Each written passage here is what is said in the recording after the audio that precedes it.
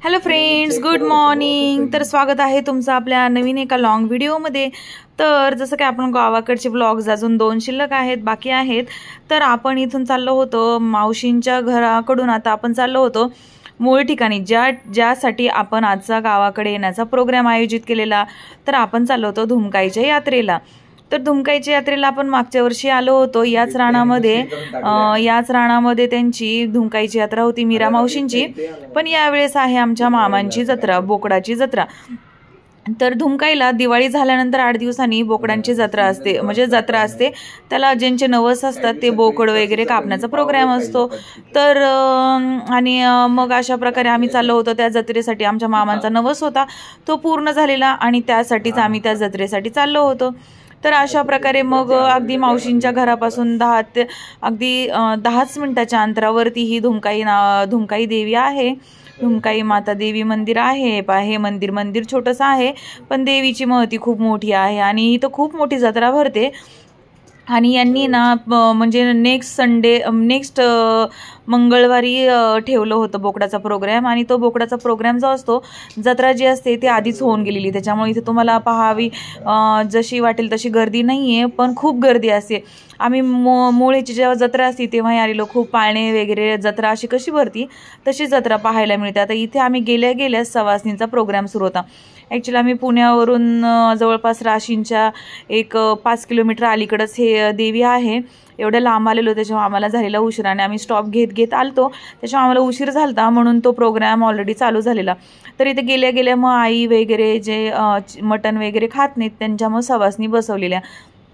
मग गेल्याच आमच्या आई वगैरे सवासणी बायका बसलेल्या तिथं देवीच्या मंदिराच्या परिसरामध्येच। आणि अशा प्रकारे बायकांच्या भाकरी वगैरे चालल्या होत्या बोकडाच्या प्रोग्रामसाठी। मग बाजरीच्या भाकरी वगैरे लागतात, तर चुलीवरती अशा बऱ्याच ठिकाणी भाकरी चाललेल्या, पण कोणाला आवडतं नाही आवडतं म्हणून मी असं जरा शूट घेतलेलं। तर प्रत्येक ठिकाणचं मी शूटिंग असं घेतलं नाही, बऱ्याच ठिकाणी झाडाखाली वगैरे अशा भाकरी चालू होत्या। आणि अशा प्रकारे पातेल्यांमध्ये मटण वगैरे शिजत होतं आणि वातावरण खूप छान होतं, सुगंध दरवळत होता। आता तुम्हाला माहिती आहे बोकडाची जत्रा म्हणल्यावरती वातावरण कसं असतं ते। आणि इथं पहा असे लोक येत होते, बायका जशा येईल तसे जेवायला बसत होत्या। शक्यतो बऱ्याच बायका या शाकाहारी होत्या, त्यांच्यासाठी पुरणपोळी आणि आपली राशींची सुप्रसिद्ध अशी शिप्पी आमटी वगैरे त्यांचा प्रोग्राम होता। आणि या ज्या पोळ्या होत्या ना त्याची चव काही वेगळीच होती, म्हणजे मटणचं तुम्ही जेवण करताल त्यापेक्षा जास्त चविष्ट इथं पुरणपोळीचं जेवण आम्हाला लागलं। इतकी सुंदर अशी पुरणपोळी केली ना, इतकी सुंदर पोळी केली वा वा वा, काय तिची चव सांगायची, म्हणजे तिची चवच न्यारी होती, एवढी सुंदर ही पुरणपोळी लागत होती। आणि मग अशा प्रकारे हे आहेत आमचे मामा आणि मामी। तर यांचा नवस पूर्ण झालता, धुमकाई देवीने यांचा नवस पूर्ण केलता, म्हणून यांनी देवीला बोकड कापलेलं आणि त्याचा नैवेद्य असं दाखवण्याचा प्रोग्राम आता चालू आहे। आणि स्वयंपाक झाल्या मग सर्वप्रथम असा हा नैवेद्य दाखवत आहेत। आता हे दोघे जण मिळून असे नैवेद्य दाखवत आहेत, जोडीने पाया पडत आहेत आणि खूप छान असं वातावरण झालेलं। आणि मामा खूप आनंदित होते, मामी खूप आनंदित होते। आणि आमच्या टाकडीच्या आई आहे, टाकडीच्या आई म्हणजेच मामांची आई म्हणजे आमच्या आईंची आई।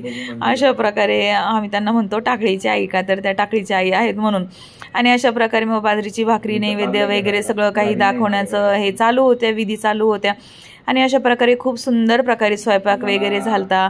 आणि मामा आणि मामी सकाळीपासूनच इथं आलेले तयारीला लागायला, काम करण्यासाठी। आणि आपण बोकडाचं जत्रा म्हणली की तयारी तर तुम्हाला माहिती आहे, खूपच जास्त तयारी करावी लागते। ज्यांना माहीत नाही त्यांनी व्हिडिओमध्ये पाहतच असेल। आणि आमच्या आईनं बसण्याचा प्रॉब्लेम आहे गुडघ्याचा, त्याच्यामुळे मग त्या अशाच बसून खात होत्या। आणि आमच्या आई तर मटण खाते, त्याच्यामुळे आई काही बसली नव्हती, पण तरी आम्ही टेस्ट घेतली पुरणपोळीची, खूपच सुंदर अशा पुरणपोळ्या झाल्या। आणि इथं मग असं मटण बोकड शिजवण्याचा प्रोग्राम चालू आहे। पहा चुलीवरती पातेल्यामध्ये आता शिजत आहे। कसं वाटत आहे पाहूनच तुमच्या तोंडाला पाणी सुटलं ना। जे खातात त्यांच्या तोंडाला नक्कीच पाणी सुटलं असेल, जे नाही खात त्यांनी काही वाईट वाटून घेऊ नका, का तर त्यांच्यासाठी पुरणपोळी ही होतीच। त्यानंतर अशा प्रकारे पहा किती झणझणीत रस्सा आणि तरी आलेली आहे।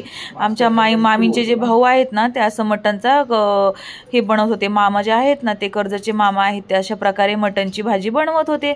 आणि अशा प्रकारे मग एकमेकांना मदत करतात, प्रत्येक कार्यक्रम असेल तर आपण त्यांना मदत करतो, ते आपल्याला मदत करतात आणि करत असतात।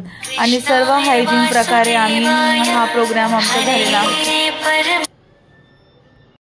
आणि अशा प्रकारे मग हा बोकडाचा प्रोग्राम आमच्या मामी इथे कांदा कापत होत्या.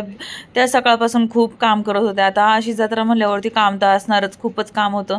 आणि त्यानंतर हे आहे उकडलेलं मटण, जे उकड काढतो आणि रस्सा वेगळा शिजवतात आणि मटण वेगळं शिजवतात, असं काहीतरी आहे. आणि मग तर्री वेगळी काढतात. आता मामा हे चूल विजवत आहेत का तर झाली आता भाजी ही तयारच झाली.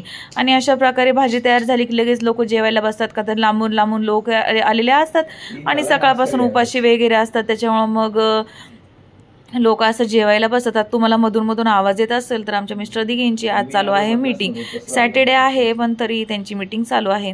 तर त्या कामाला काही बंधन नसतं वेळेचं ना कशाचं, काही त्यांच्या कामाला बंधन नसतं. त्याचप्रमाणे आता मग इथे चालू आहे भाजी. तर भाजीची तर्री पहा कशी काढून घेत आहेत, सुटलं का नाही तोंडाला पाणी जे खातात त्यांच्या. आणि अशा प्रकारे मग तयार आहे इथे मटण. हे माझं ताट होतं आणि मी अन्वीला देत होते, पण आमच्या अन्वीला मटण काही आवडत नाही. आमच्या अन्वी फक्त चिकनच खाते, तिचा भर. आणि तिला चिकनही फार नाही आवडत. ॲक्च्युली ती शाकाहारी निघते का काय अशी माझी शंका आहे. आणि आमची मीरा मावशीने जी आणली होती मेथीची भाजी आणि चपाती ती खात होती. आणि पप्पा आणि आई असे बसले होते. पप्पाने आमच्या खाली बसता येत नाही म्हणून ते असे ओट्यावरती बसले होते. आणि मग अशा प्रकारे सगळ्यांना वाडावाडी चालू होती. सुक्कं मटण वेगळीकडे, म्हणजे उकड जी असते ती वेगळीकडे, रस्सा वेगळीकडे. आणि सगळ्यांना सगळे पीसेस यावेत, हे जत्रेचं उद्देश असतं. आलेल्या सगळ्या लोकांना व्यवस्थित मटण मिळावं, त्याची व्यवस्थितपणे सगळ्यांना खाता यावं, का तर मटण खाण्यासाठीच बोलवलं असतं सगळ्या पाहुण्यांना आणि ते खाण्याच्या उद्देशाने आले असतात. त्याच्यामुळे सगळ्यांना सगळं व्यवस्थित मिळण्यासाठी इथे सगळ्यांची खटाटोप चालू आहे. आणि इथं आमचे मिस्टर दिघे आहेत ते कांदा आणि लिंबू वाढत आहेत. आणि त्याचप्रमाणे इथे लोकही आता जेवायला बसले आहेत. आपले पाहुणे मंडळी सगळे जेवायला बसलेले आहेत. सगळ्यांची एकच धावपळ उडली आहे की कोणाला काही कमी पडता कामा नये, का तर खाण्यासाठीच लोक आलेले असतात. मग खाणंच कमी पडलं तर त्यात मग अर्थ काय ना. त्याच्यामुळे मग सगळ्यांना व्यवस्थित सगळं मिळावं यासाठी सगळेजण प्रयत्न करत आहेत. मामांची वगैरे धावपळ सुरू होती. इथे आता सगळे आमच्या घरातली पाहुणे बसलेले आहेत. इथे फुलो भाऊजी, मनो भाऊजी वगैरे, आमचे मिस्टर वगैरे सगळेच इथे बसलेले आहेत. आणि अशा प्रकारे सगळेजण असे जेवण वगैरे करत आहेत. आणि हे पहा अशा प्रकारे सगळेजण जेवणाचा आनंद घेत आहेत. तुम्ही म्हणताल की मातीमध्येच बसले आहे. ही मातीमध्ये बसण्याची पण आपण काय वर्षभर मातीमध्ये बसून जेवत नाही, तर आपण वर्षातून एकदा कधीतरी आपल्याला असं मिळतं. आणि आपण मातीतूनच जगलेलो आहोत. तर आणि आपलं लहानपण सगळं मातीतच गेलेलं आहे, खेळण्यामध्ये वगैरे. तर मग मातीमध्ये लाज कसली बसण्याची, असं सगळ्यांचं मत असतं. तर मग काही नाही, असं छान प्रकारे बसून सगळ्यांनी खाण्याचा आनंद लुटला. आणि स्वच्छता होती त्याच्यामुळं काही नाही, खूप छान असं वाटलं. गावरान चव ज्याला म्हणतात ती गावरान चव इथे आपल्याला पाहायला मिळते खूप छान प्रकारे. अशा प्रकारे हे झालं, हा प्रोग्राम झाला. आणि बोकडाच्या मटणाची जत्रा झाली आणि खूप सगळ्यांनी आनंद लुटला. आणि भाजी ही अप्रतिम झाली, खूपच छान अशी भाजी झाली. भाजीला काही अनोखी चव होती. आणि अशा प्रकारे पहा किती गर्दी आहे. तरी यावेळेस गर्दी ही कमी होती. जेव्हा ज्या दिवशी जत्रा असते त्या दिवशी खूप गर्दी असते. आणि अन्वीची